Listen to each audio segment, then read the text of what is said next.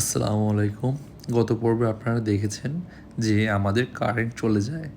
So আমরা একটা alternative ব্যবস্থা শুরু করলাম যে আমরা কেককেই আমরা ক্যান্ডেল বানিয়ে ফেলবো। যেহেতু আমাদের প্রতিনিয়ত কারেন্ট চলে যাচ্ছে, সো আমরা চিন্তা করলাম যে আমাদের ক্যান্ডেল প্রায়ই দরকার হয়। তো সেক্ষেত্রে কেন না আমরা ক্যান্ডেল কেকই বানিয়ে ফেলি, যাতে করে আমাদের থিমের সাথেও যাবে এবং আমাদের ক্যান্ডেলের কাজটিও হয়ে যাবে। তার জন্য আমরা তৈরি করে ফেললাম ক্যান্ডেল কেক। বর্তমানে সবথেকে বেশি আলোচনা চলছে ক্যান্ডেল কেক। তার জন্য আমরাও বসে পড়লাম মিটিংয়ে। আমি এবং আমাদের অফিসের শেফ যিনি আছেন, আমাদের ম্যানেজমেন্টে যারা আছেন, তাদেরকে নিয়ে আমরা বসে পড়লাম মিটিংয়ে কীভাবে আমরা ক্যান্ডেল কেকটি তৈরি করতে পারি। তারপর আমরা শেফের সাথে ডিসকাশন করলাম। ডিসকাশন শেষ করে আমরা প্রস্তুতি নিয়ে বানানো শুরু করে দিলাম ক্যান্ডেল কেক। ক্যান্ডেল কেকের প্রস্তুতি চলছে এই মুহূর্তে। আমাদের হচ্ছে red velvet flavour, vanilla flavour এবং চকলেট ফ্লেভার, 3টা ফ্লেভার নিয়ে মূলত আমরা এই মুহূর্তে কাজ করছি। এবং এর পরবর্তীতে আসছে চকলেট ফ্লেভার। চকলেট ফ্লেভারটাও আমরা সুন্দর করে 2 ভাগ করে নিলাম। এর পরবর্তীতে আমরা দেখাচ্ছি যে আমাদের 3টা ফ্লেভার কীভাবে একটার সাথে আরেকটা পারস্পরিকভাবে সাজিয়ে রাখা হয়েছে। এরপর আমরা নিয়ে নিলাম বাটার ক্রিম, কারণ এখানে হচ্ছে মূলত এটা একটা টাওয়ার টাইপ কেক হবে। তো সেই ক্ষেত্রে আমরা যেটা চিন্তা করলাম যে ঠিক আছে, আমরা বাটার ক্রিমটা ইউজ করবো, কারণ বাটার ক্রিমটা লং টাইম স্টেবল থাকবে। হুইপ ক্রিম যদি আমরা ইউজ করি সেক্ষেত্রে দেখা যাচ্ছে whip cream long time stable নাও থাকতে পারে। So after lots of discussion আমরা বাটার ক্রিম দিয়ে চিন্তা করলাম যে আমরা কাজ শুরু করে দিব।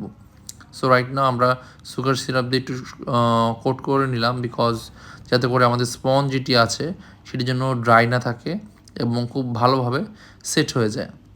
এরপর আমরা প্রত্যেকটা লেয়ারে আমরা সুগার সিরাপ দিয়ে দিচ্ছি, যাতে করে কেকটা খেতে খুব টেস্টি হয়। এবং সেটাই হয়েছিল, কেকটা খেতে খুবই টেস্টি হয়েছিল এবং আমরা প্রত্যেকে খুব এনজয় করে কেকটি টেস্ট করেছিলাম।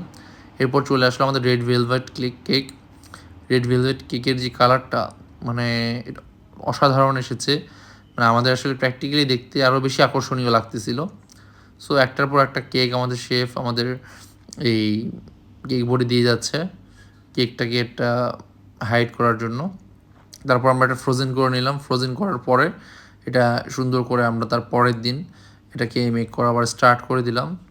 তো কেকটাকে এখন আমাদের মেক করা শেষ। এখন হচ্ছে আমরা কেকটাকে একটা ক্যান্ডেলের শেপে আনার জন্য আমরা চেষ্টা করতেছি যে কীভাবে আমরা কেকটাকে একটা ক্যান্ডেলের শেপে নিয়ে আসতে পারি।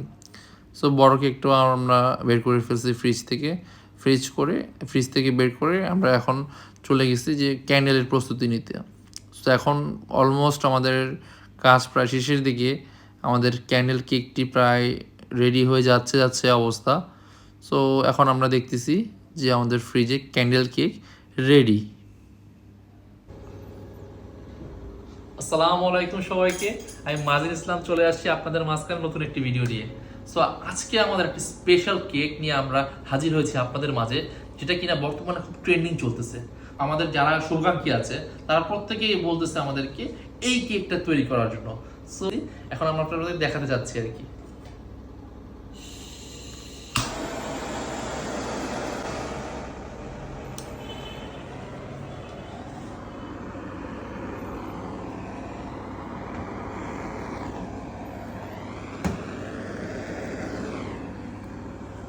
আমাকে সমানে নেবার।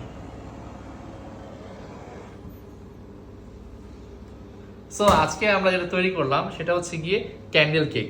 সো এই হচ্ছে আমাদের ক্যান্ডেল কেক, বর্তমানে সব থেকে বেশি ট্রেন্ডিং চলতেছে।